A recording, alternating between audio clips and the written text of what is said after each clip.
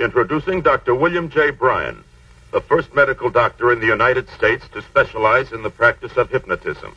In 1960, I was consulted regarding a tragic case of a triple murderer who strangled his victims immediately after viewing the movie Psycho.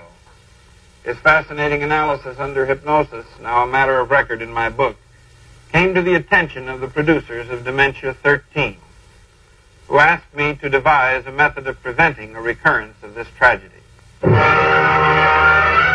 You will be given a test prepared by Dr. Bryan to determine your ability to withstand shock.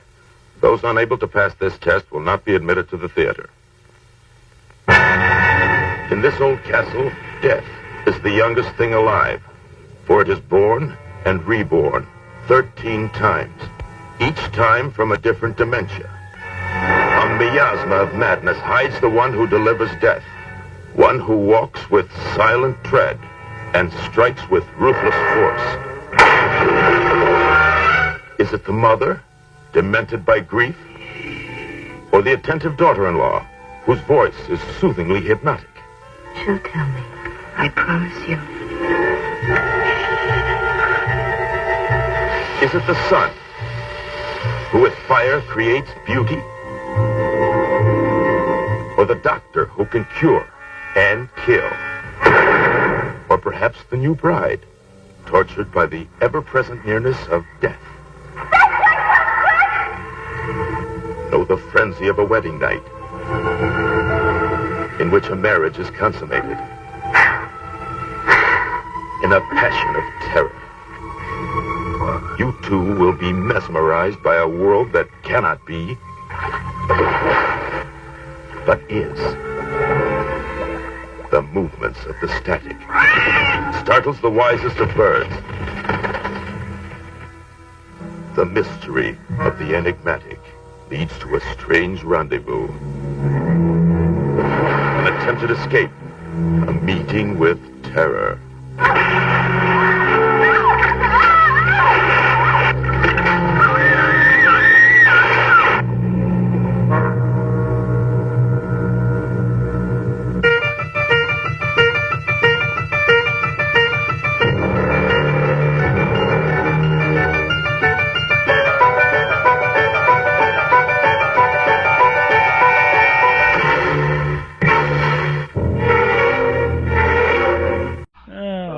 Recording now again. Let's keep our fingers crossed and see that, and hope that after the third time's a charm, because yeah.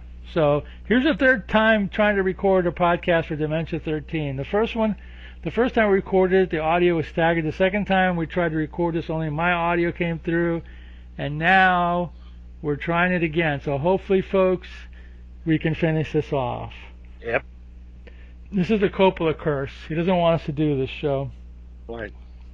But we're going to try it anyway. So, Dementia 13, starring Luana Anders, William Campbell, Patrick Magee, and other cool people. This is a psycho thriller. Yeah. From '63. This is the first movie that I think Coppola really directed. He directed it on, Corman was doing a movie called Young Racers in Ireland, and he had some extra money left over after he finished filming the other movie because he's a cheapskate, or was, and he gave Coppola 20 grand. He said, go make me another movie, and I wanted a psycho thriller. So Coppola said, all right. So he went into his, wherever he was, his office, wherever he was. I think they were in Ireland at the time. Went to his office. So I think it was in a hotel room he did. In a hotel, yeah, and he just in 3 days he came up with a story, you know. I mean, and Corman said, "All right, do it." And then when it was done, Corman said, "Not good enough. Needs more padding.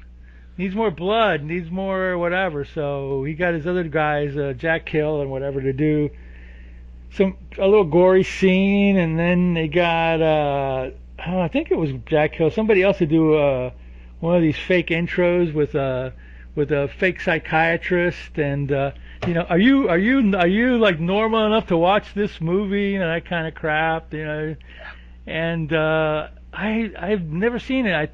I think I saw a little bit of it in a trailer, but yeah, that was the padding. You know, a kill scene, and then intro for 5 minutes, and I think that you read it too. Didn't they do so? They did some overdubs maybe or something to add. Yeah. To explain the movie a little bit or something. He did overdubs to make it to make the script more sensible, I guess, because I guess some of the dialogue was didn't quite explain anything. Well, you told me last time that when you watched this movie originally, you didn't understand it. It's kind of confusing for you. I watched this. I think this is the 5th time I've seen it. But what happens is the first 4 times was on network television, and it kept, we would break for a commercial, so you kind of lose the thread of the plot, because there's no fat on this script. No. Everything is important, and you really have to listen to it to find out what's going on. So this is the first time I actually just sat down, took notes, watched it, and then I finally understand what the hell is going on. Whoosh. Well, I mean, it's a simple plot, but it's basically like Psycho, in a way. Yeah, it's basically a Psycho thriller, but rip-off or whatever. But Coppola made it different enough, so it's not the same plot line. So it starts off with Luana Anders, who's she's the Janet Leigh of the movie. I'll put it that way, and her husband, and they get in a rowboat in the middle of the night, and the guy decides he wants to go out for a boat ride. I don't know why, but and you don't know where you figure through the course of the movie you figure out that they're in Ireland. Yes. Because there's some yearly there's a family ceremony, ritual or ceremony they go through for the drowned daughter. Yeah. And Luann is married to this guy John, and she wants to make sure that when the mother dies, the money doesn't go into a charity or trust fund or for something Kathleen, like that. Yeah. And then as they're arguing, then John starts rowing the boat. He has a heart attack and dies. He's got pills, but they're empty, and she's freaks out, So she dumps him overboard, and then she types up a letter to the mother saying, "Oh, I had to go back to the States for business." No, she's typed a letter saying that the guy had to go back, the son had to go back. Yeah, the guy had to go back. Right, that's right. So he wouldn't be at the ceremony or whatever. Right. So then she goes to the castle, and everybody is weird and creepy, and and they're suspicious of her. I guess this is the first time they're meeting her. Yeah. And the mother's sort of really she's standoffish. Her. Yeah. And then she's talking to she types out a letter, and then she goes and she takes the typewriter and his clothes and dumps it in the lake, or is it the pond or the lake? Well, I don't know. Yeah, that's the confusing part. It has to be a lake, because when they drain the pond later on, there's not. They don't find his body, so it has to be another. So she gets rid of traces of him being there, right. So it looks legit. Yeah. So then the youngest brother, Billy, he picks up William Campbell's fiancée at the airport. Her name is Kane. Right. And then they get to the castle, and Kane and Richard, he's in his studio pounding away on his metal sculptures. Apparently he's a world-renowned sculptor.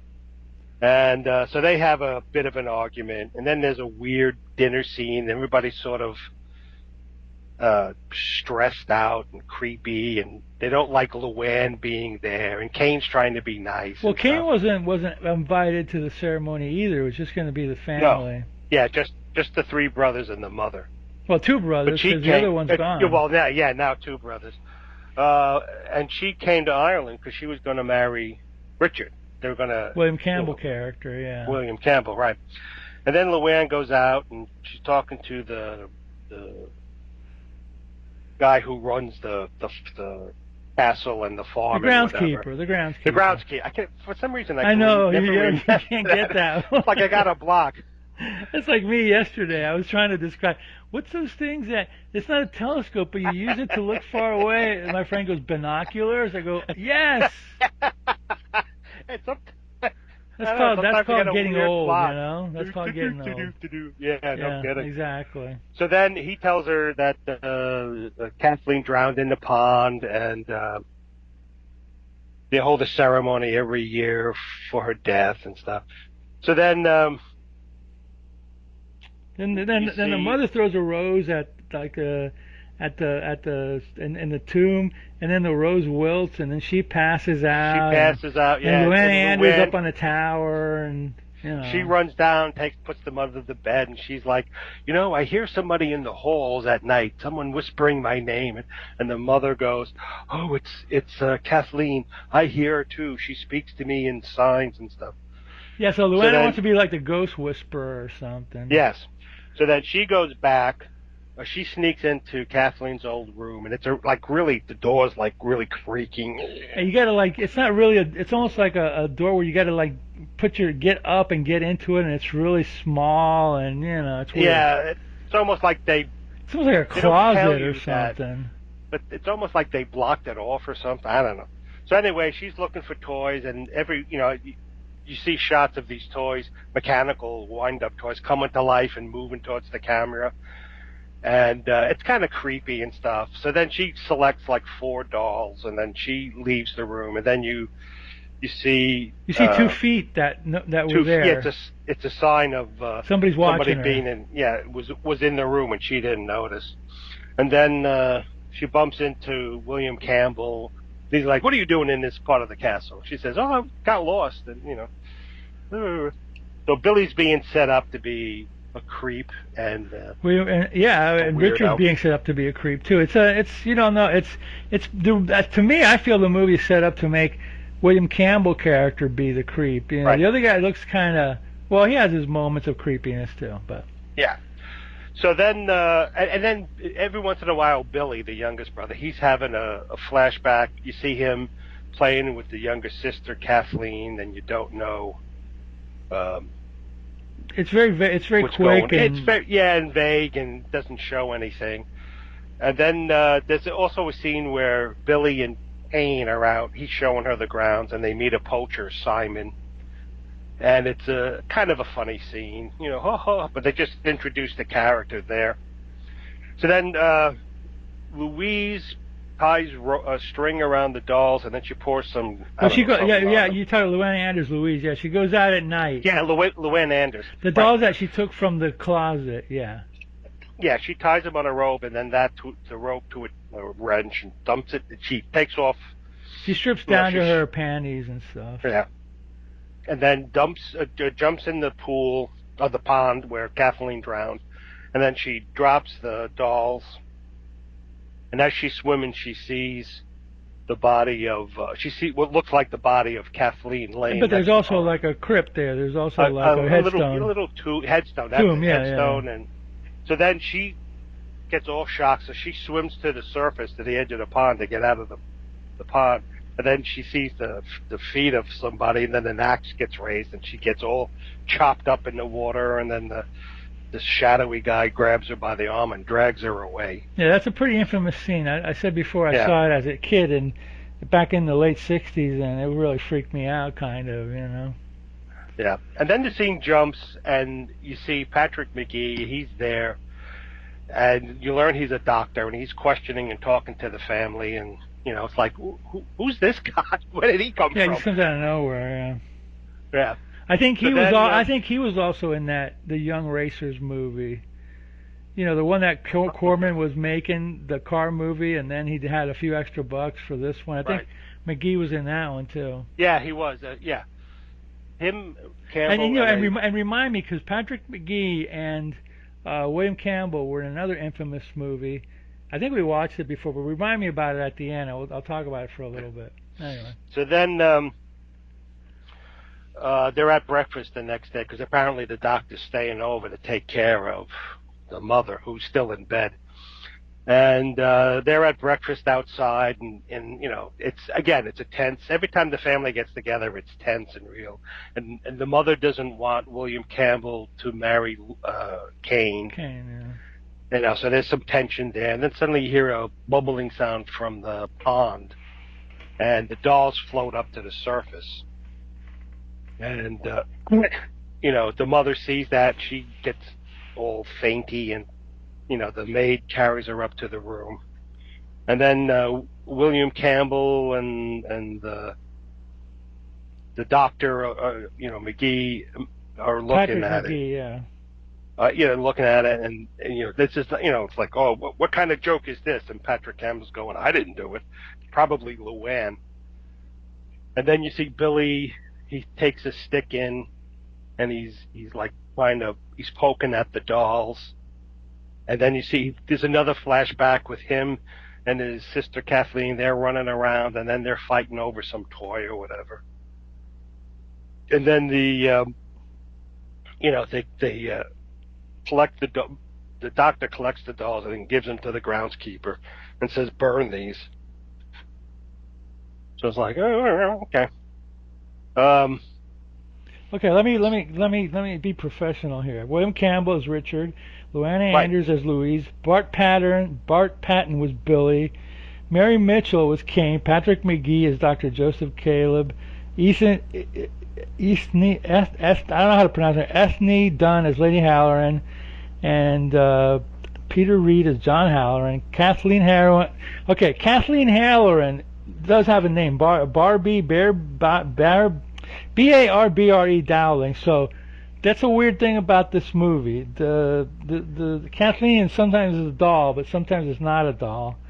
And Carl Schnauzer is Simon the poacher, and that's the cast. So we know, we got everybody there now. But so far the main ones are William Campbell, Luana Anders, who's gone, Bart Patton, who's still around, Mary Mitchell is Kane, Patrick Magee, and Eithne. Eithne. I don't know if you say T-H. I don't know, man. It's Irish. Every once in a while, there's an H next to a letter. She's an Irish. You're right. She's an Irish actor. Yeah. Anyway. Yeah. So, where were we? Then after that. After the doll comes up to the front, is that right after that? Is that when they're going inside and Magee asks the groundskeeper to empty drain the pond? He goes drain the pond and stuff. So the next day, that night, there's a scene where after that, you see Simon the poacher. He's like looking, I guess, for a fox or something, and he sees some movement in the bush, so he's crawling underneath, trying to sneak up, and then he sees the body of Kathleen, which I forget if it looks like the doll or the person, but so he gets shocked by it, and then suddenly you see the shadowy figure with the axe, and the axe falls down, and then you see Simon's head rolling into the pond. That was a scene that Corman had filmed extra. Yeah, had added, and I don't know. It must have been the lake, because when they that was the a pond, lake, I think so, and the pond was a different thing. Yeah. So then it's nighttime, and it's after the big brouhaha with the dolls and stuff, and Billy's sitting in the dining room. Kane comes down, and Billy tells her this dream he always has, where a dark man climbs up the wall and into his outside wall and through his window, and then his mother comes in, and then the dark man says, someone in this room, I'm insane, and someone in this room is insane, and they're going to start nodding their head. So the dark man nods his head, the mother nods her head, and then Billy starts nodding his head. And then Kane's like, well, who's the dark man? A weird dream. He goes, I don't know. So then she says something to him that upsets him or whatever. And he's like, well, I'm going to bed. And she's like, well, I want to go to bed and see Richard and say goodnight to him. And he goes, I just realized something. Richard was the dark man. Again, they're trying to sort of foreshadow that William Campbell, who's Richard, is the evil guy. So then, in the morning breakfast, again, they're indoors, it's tense, whatever. The handyman knocks on the door, calls Dr. Caleb out, and he says, "You have to come see this." And then Richard's like, "Well, what is it?" He says, "You have to see it." So they go to the pond, which has now been drained. In the pond, you see the grave or headstone and like a little rocks around to make like a little grave, and it says, "Please forgive me," I think. So then, the other people, like William Campbell's like, "What the hell's going on?" So he comes running out, and then everybody else comes running out. And Dr. Caleb says, this isn't funny. William Campbell goes, "I didn't do this. I don't know what the hell this was." And he said, "Well, didn't your father work in stone?" He says, "Yeah, but I don't remember him doing anything like this." So then, everybody sort of walks away, and then you see Billy, he's looking at the thing, and then you get another flashback of him and Kathleen. So then you see Richard, William Campbell, walking downstairs in like the basement area, or like a part of the castle that's no longer used. And he finds his door, and he opens it, and the hinges are rusty and, creaky.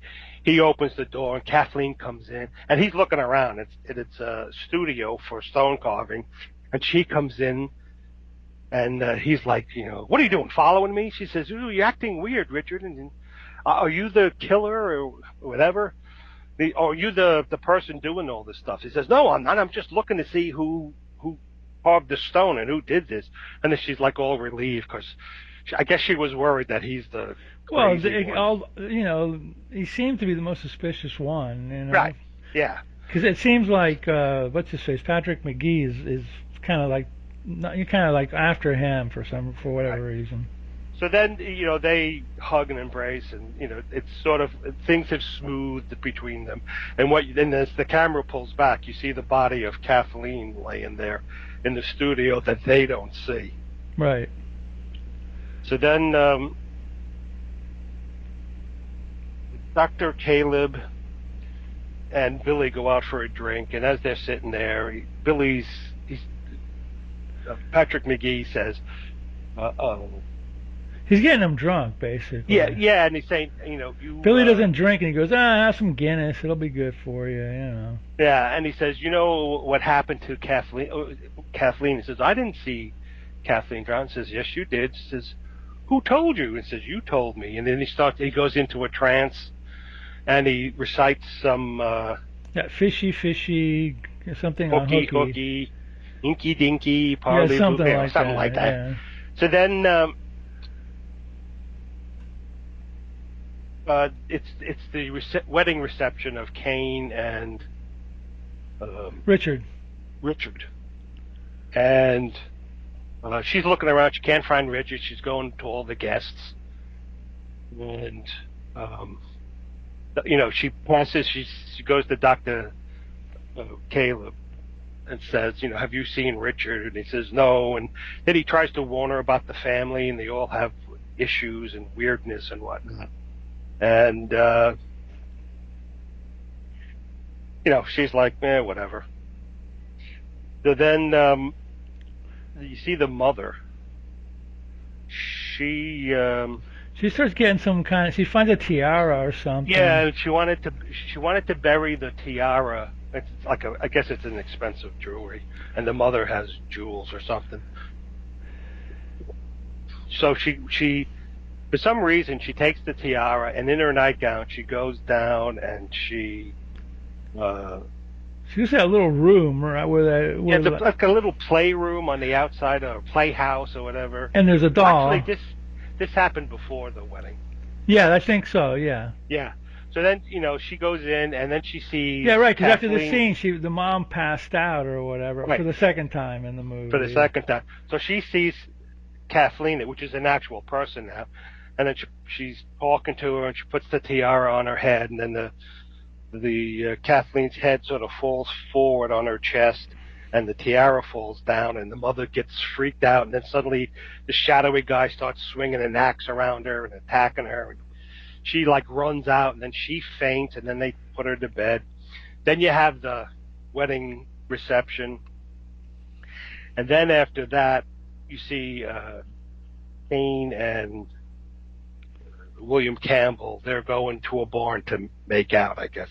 I don't know why, but they, so they're rolling around in a straw, and then you see Patrick Magee. He's looking around and he's reciting the hooky, nursery fishy rhyme. hooky thing. Yeah. So then I guess it's a meat house or a cold house or something. So he opens the door and he finds Luann all bloody and hanging from a meat hook, and next to it this like half a pig carcass. And then he looks over and then he sees the doll of Kathleen. But then it's obviously a doll this time, not a real person. So it's almost like they were trying to imply that whoever saw the doll, depending on their mental state, mistook it for a real person or a doll. So he then picks the doll up, and you see him walking away, and he places the doll on some kind of fountain in the center court of the castle and backs off into the trees.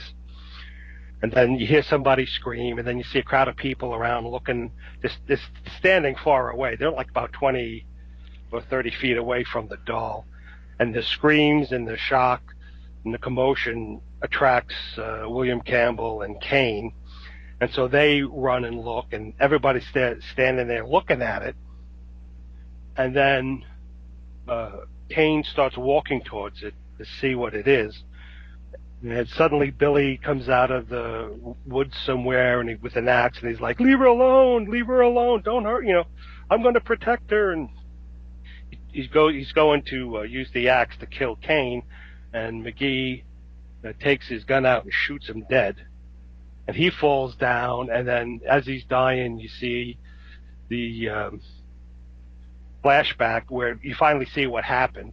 So Billy and Kathleen were fighting over a toy, and he won, and as he pulled the toy out of her hand, she slipped and fell into the pond and drowned, and then he ran away. And Dr. Caleb says he went insane after his sister, after he caused his sister's death. And then he picks up the discarded axe that Billy had, and he smashes the head of the wax doll of Kathleen. The end. Fishy, fishy in a brook. Daddy caught you on a hook. That's what Billy recited when he was like under hypnosis / drunk or whatever. So. And I think that they somewhere in the movie, if I remember correctly, they didn't find her body. Oh, they must have found her body, because they had a tombstone, a grave for her. I don't know. There was always a doll, or a girl pretending to be a doll. That was a weird part of the movie. I don't know if that was done to unnerve people or what, but obviously the last scene was a doll, not a. Hopefully. It almost seems like Kathleen was preserved. It was weird. It wasn't explained, but it almost felt like she was preserved. But there was also wasn't there some story that he had the doll to make him feel more? Wasn't that part of the story where he had a doll of her to make him feel less responsible for it or something like that? Yeah, and that he can protect it. Yeah, there was something to do with that. But you get the impression from watching it the second time. I didn't watch it again since last week, but that Kathleen might have been actually preserved in that either a meat locker or in somewhere, and she was dead, but she was still, intact or whatever, Yeah, not a lot is explained. No, it's vague. Yeah, it's vague. Yeah, which in some ways kind of adds to the creepiness. Yeah. Of the movie, and quite frankly, when I saw the poster, I was more expecting like more of a ghost story or some kind of weird monster story. Yeah. And it's an interesting movie, and I'm sure I think that's what Corman tried to do, is overdub some of the dialogue to make it a little more not intelligent, but being able to follow what the story was. This could do with a good editing and padding out of more. Even exposition would have helped this. Well, it says here, according to Coppola, Corman insisted on dubbing the picture the way he wanted it, adding voiceovers to simplify some of the scenes, and then worse, he wanted extra violence added, another axe murder at least. Jack Hill did that, and Jack Hill was added later and to shoot some scenes with that Carl Schnauzer as the comical poster, who was beheaded or whatever, and then Corman complained the film was too short and insisted it be padded out with at least another 5 minutes of footage. So Gary Kurtz was involved with Star Wars and all that, one of Corman's assistants. So we shot a stupid prologue that had nothing to do with the rest of the film. It was some guy who was supposed to be a psychiatrist sitting in his office and giving the audience a test to see if they were mentally fit to see the picture. The film was actually released with that prologue. The prologue was directed by Monty Hellman, a pretty famous director. And it was like, and this cheap William Campbell gimmick also included a D13 test handout that was given to the theater patrons. It was devised by a supposed medical expert to weed out psychologically unfit people from the film. The test consisted of such questions as, the most effective way of settling a dispute is with one quick stroke of the axe to your adversary's head? Or, have you ever been hospitalized in a locked medical ward, sanitarium, rest home, or other facility for the treatment of mental illness? Yes or no were the only possible answers. So, yeah, they did some goofy gimmick at the beginning of William Castle stuff or whatever, Right. But I read here that a lot of the cast were UCLA people that Coppola knew, and they paid for their way to Ireland. Yeah. And to appear in the movie. Yeah, Eithne or whatever her name is done was actually paid $600 for this movie. Oh my God. Yeah, that Corman. This movie's public domain, even though some people claim that it isn't. But I believe that Coppola released the director's cut a few years ago, so maybe he's claiming back ownership of the movie. I don't know, but who knows? This movie was one of those early VHS sell-through public domain cheapies. Yeah. And I'll probably have I know I have a cheapo DVD of it somewhere. It's I saw it on YouTube. There's a decent version of it, but again, not the prologue. I think I have part of the prologue on a trailer, so maybe I'll add the trailer to this podcast or whatever. But okay, here's the typical pronunciation of the mother's. E-I-S-N-E. Yeah, E-I-T-H-N-E. It's pronounced Ethan. Enya. No, Enya. Enya. Oh, like the yes. like the musician Enya. Yeah. Okay. Apparently the TH is silent in Irish. Well, Enya, the recording artist spells yes. E-N-Y-E, so she gets it right, Yeah, right. Well, she gets it so it's Enya. Okay. Well, there we go. Okay, so Enya just got paid $600. Wow. Okay, two other things in this movie. There was that one scene towards the beginning where Kane is riding a horse, and the infamous dialogue that apparently influenced Tom Petty. There's a line that William Campbell, Richard is there with Luana Anders, and Kane, Mary Mitchell is riding a horse, and Luana goes, "Oh, she's an American girl. She was probably raised on promises." And I'm like, "Oh boy, I know where that comes from." That was like the first line of the song. You know what I mean? Yeah. And I don't know what the connection is, but okay, we did this movie already. I think we did. Oh God.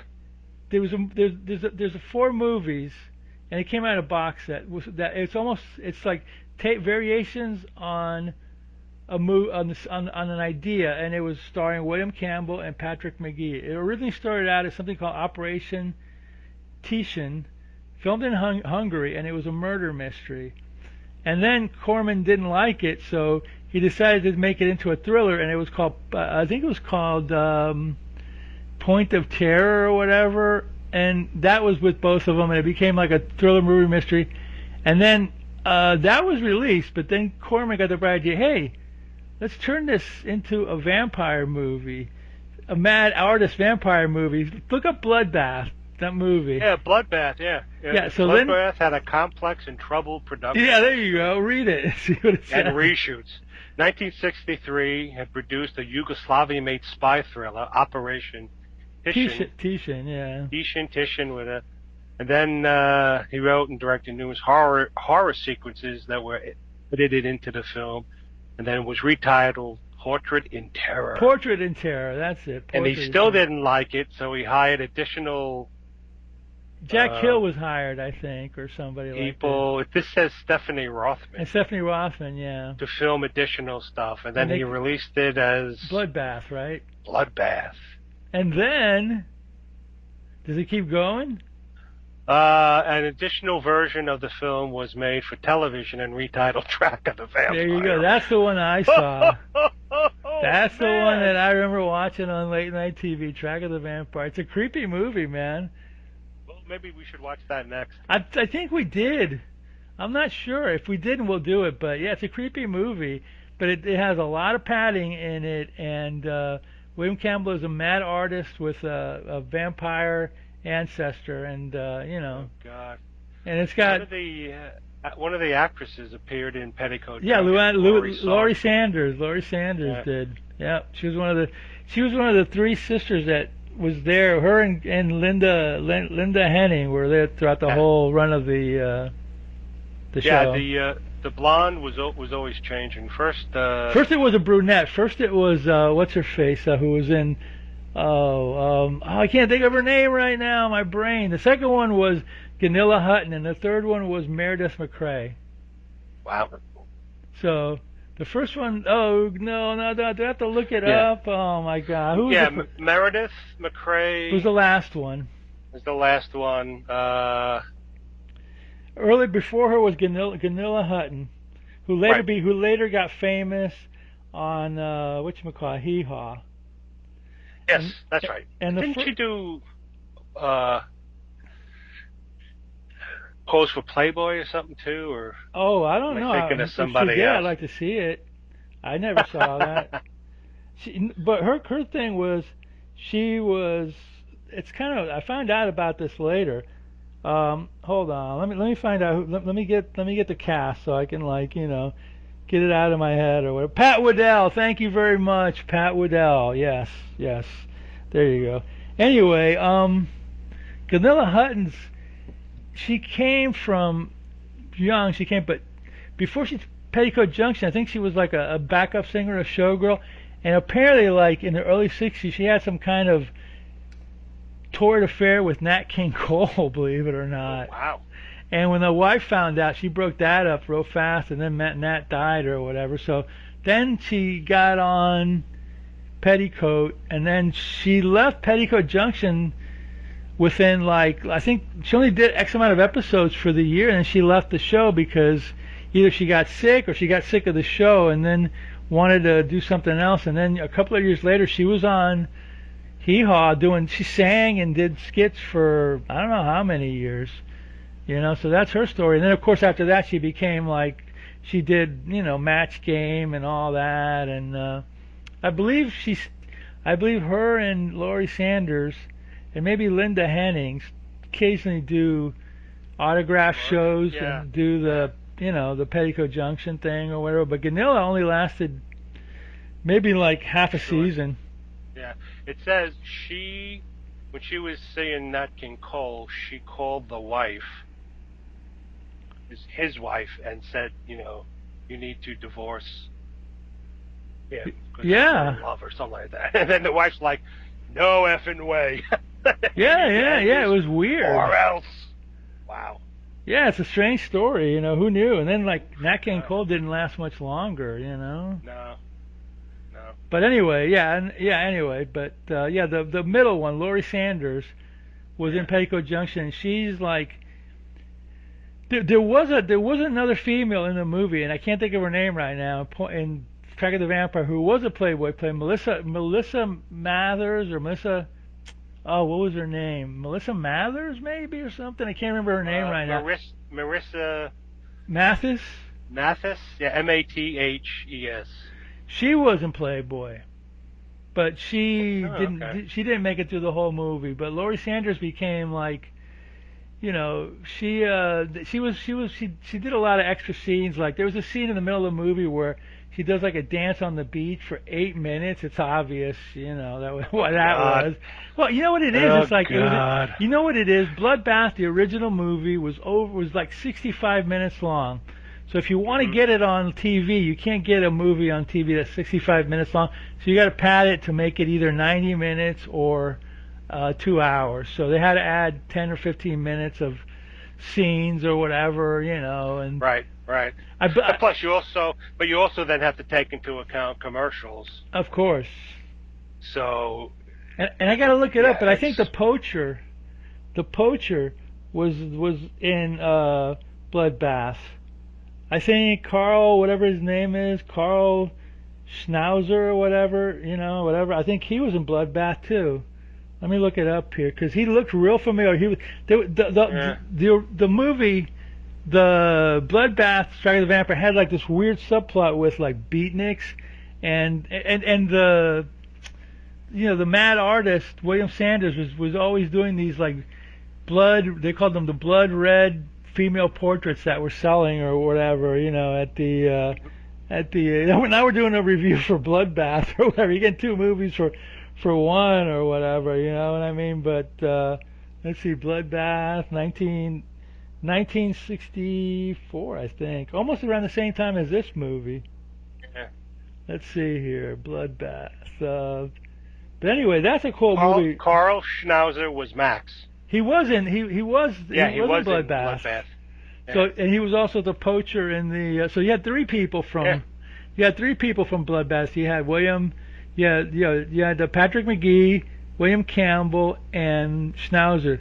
Now Bloodbath was not made in Europe, was it? It was made in the United. Well, no, I'm taking it back. The footage, the Hungarian footage, obviously was done overseas, and that was where Patrick Magee's footage came in.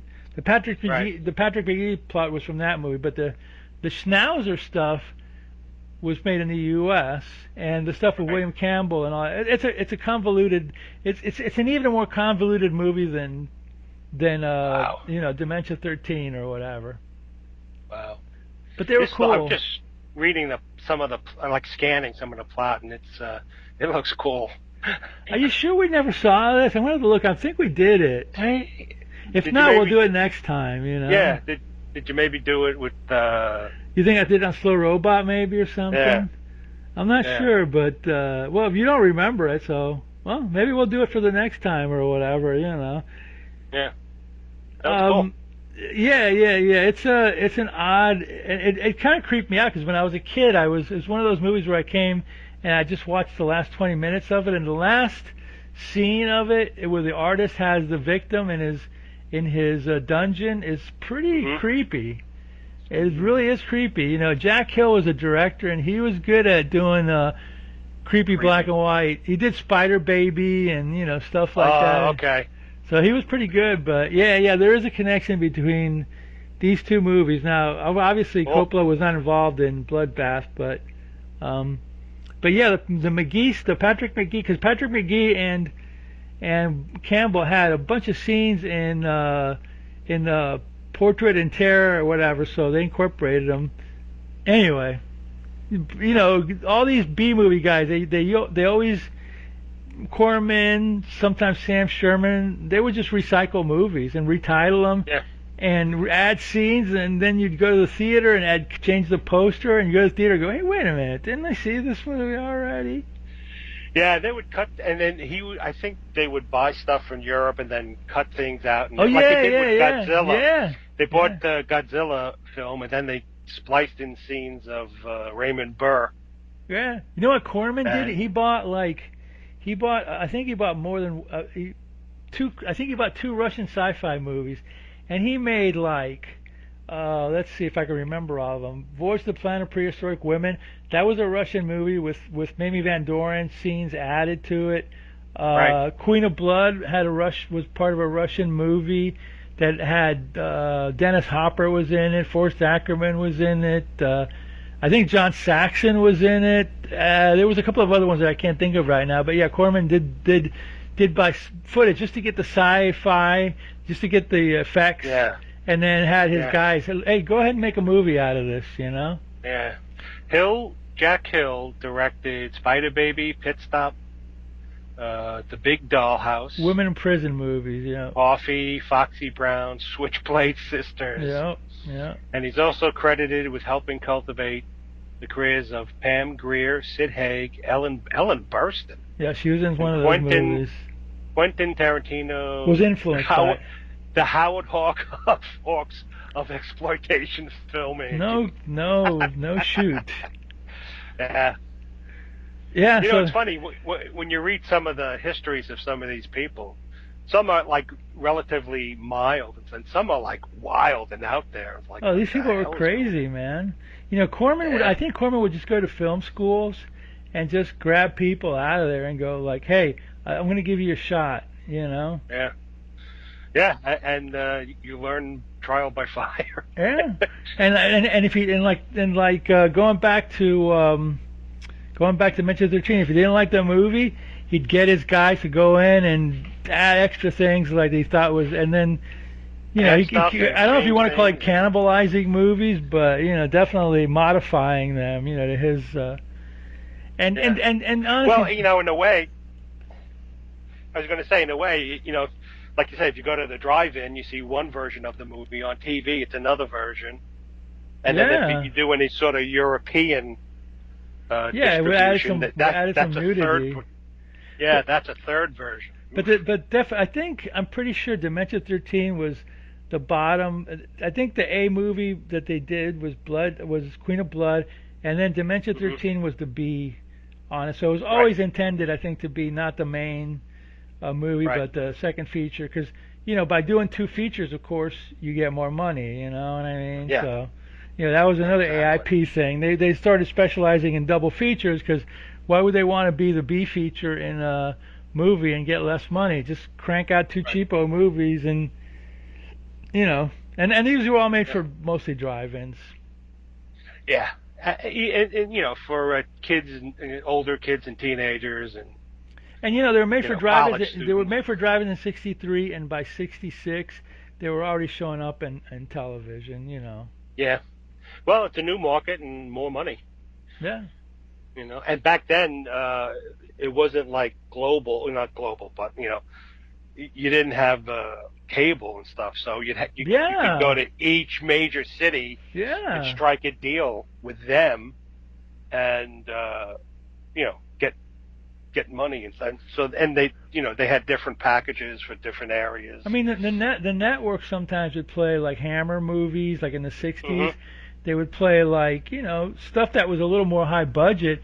But the local TV stations, when you started getting the UHF channels, they were just looking for movies, and you get these cheap packages of Corman movies. Like my friend used to work in television. You'd get a pamphlet or a salesperson and go, hey, here's a list of movies that we have distribution for. They're AIP movies, and they go, okay, well, we can show movies now, like maybe in prime time, maybe in late night, and and a lot of syndicated shows, and now we got a TV station. Even the local stations back in the '60s, every Friday and Saturday they would have a horror show, or sometimes Saturday afternoon, and this was like the perfect the perfect stuff for it, Yeah. So exactly. Corman, these guys double dipped. They made the movies, and then if they still own the movie by the '80s, they got video money out of it. Video, and then DVD. When DVDs, so and Blu-ray, and now streaming. Yeah. All this stuff is on streaming. If it's not on YouTube, it'll be on Tubi or something like that, or Freevee, or Pluto or whatever the all are. So. Yeah. So anyway, that's our Dementia 13 / Bloodbath / Roger Corman's career show. I hope it recorded. It was a good one. I think this one was actually better than the other ones that we did. Yeah, it was. Well, third time's a charm. Yeah, there you go. So anyway, we'll be back next week with maybe Bloodbath, Track of the Vampire, possibly, or what the hell. We'll just do it, and Yeah. We'll be back in a couple of weeks. But in the meantime, Roddy, watch more B-movies.